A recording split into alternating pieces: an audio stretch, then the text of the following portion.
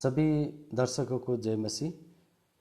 मैं अपने YouTube channel Hindi Bible school में आप सभी दर्शकों का स्वागत करता हूं। आज हम मौत से उभरे लाजर की कहानी साझा करने जा रहे हैं। आज हम लोग बातचीत करेंगे लाजर को यीशु मसीह ने किस तरह से मौत से चौथे दिन पे जगाया था, वो वाली कहानी। यहाँ का जो मैंने वर्ष लिया है वो जून 11 का यूहन्ना 11 का सुसमाचार 1 से लेकर 44 से हमने पवित्र बाइबल से लिया हुआ है।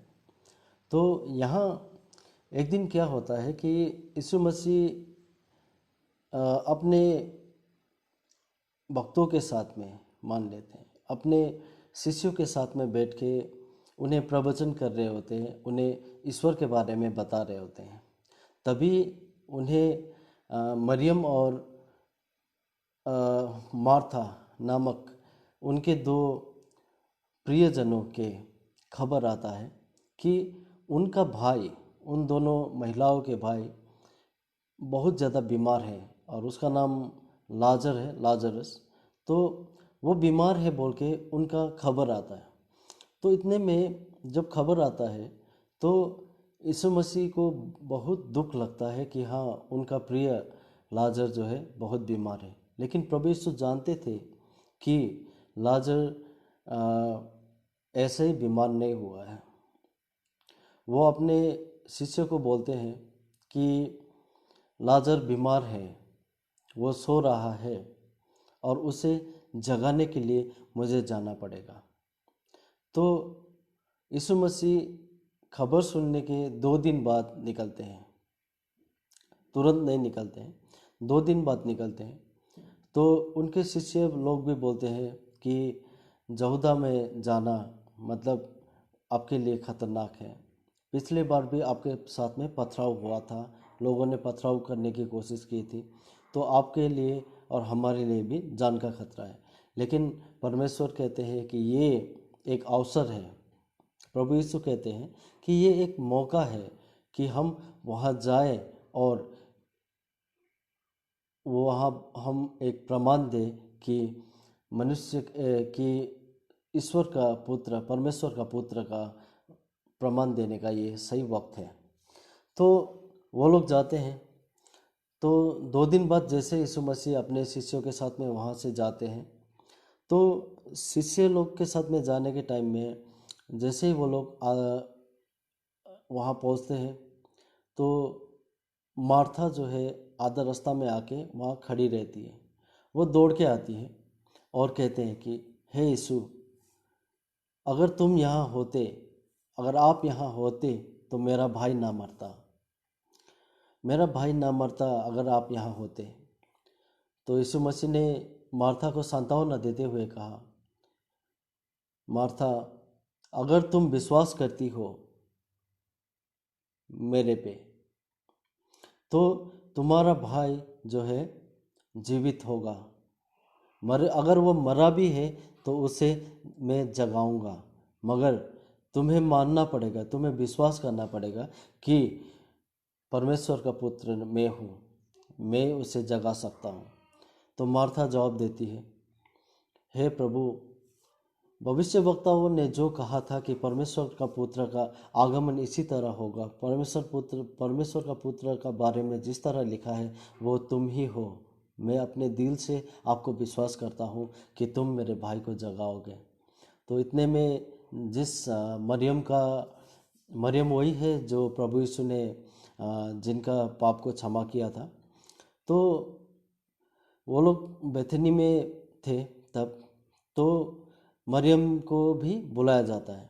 तो मरियम भी रोते हुए आती है और बोलती है, अपनी पीड़ा सुनाती है कि मेरा भाई मर गया बोल के। लेकिन अगर आप सही टाइम पे आते तो मेरा भाई नहीं मरता। तब तक क्या होता है कि लाजर को उन लोगों ने दबाया हुआ 4 दिन हो चुका होता है। वो मरा हुआ और उसको दफनाया गया 4 दिन हो चुका होता है। तो उस 4 दिन में 4 दिन हो चुका है। तो वो लोग बार बार एक ही बात को बोलते हैं कि अगर आप यहाँ होते तो मेरा भाई नहीं मरता। तो यीशु मसीह फिर बोलते हैं कि अगर तुमको मुझ पे विश्वास है, अगर परमेश्वर का पुत्र मैं हूँ बोल के अगर तुमको विश्वास है, तो मैं ही पूर्ण जीवन देने वाला एक परमेश्वर का पुत्र हूँ और लोगों का पाप मुक्त करने वाला, और मैं ही जीवन हूँ बोल के प्रभु बोलते हैं। तो प्रभु लास्ट में प्रभु बहुत दुखी होते हैं, प्रभु रोते हैं, और प्रभु एक बार पूछते हैं उन लोगों को कि उसका लाश कहाँ दफनाया गया। ऐसे वो मरियम भी गिड़गिड़ा के प्रभु को बोलते हैं कि प्रभु मेरे भाई को बचाओ, मैं तुम पे विश्वास करती हूँ कि तू ही परमेश्वर का पुत्र है। तो प्रभु बोलते हैं कि कहाँ दफनाया गया है लाजरस को। तो लाजरस को जहाँ दफनाया गया वहाँ पे मरियम और वहाँ के कुछ फारसी लोग और यहूदी लोग वगैरह जाते हैं साथ में। तो जहाँ दफनाया गया वहाँ जगह पहुँचने के बाद प्रभु यीशु वहाँ दुखी होते हैं, प्रभु यीशु के आँख भर आते हैं, वो भी रोते हैं, और प्रभु बोलते हैं कि इस दरवाजे में, इस गुफा में जो जहाँ दफनाया गया है, इस पत्थर को हटाओ, इसका मूल द्वार में जो पत्थर लगाया है उस पत्थर को हटाओ। जैसे लोग पत्थर को हटाने लगते हैं तो मार्था फिर बोलती है, हे प्रभु मेरा भाई मरा हुआ तो, और उसे दफनाया गया तो 4 दिन हो चुका है। मेरा भाई मरा और उसे दफनाया गया 4 दिन हो चुका है, तो वहाँ तो अवश्य ही बदबू होगी। फिर यीशु मसीह बोलते हैं, मार्था क्या तुम्हें विश्वास नहीं?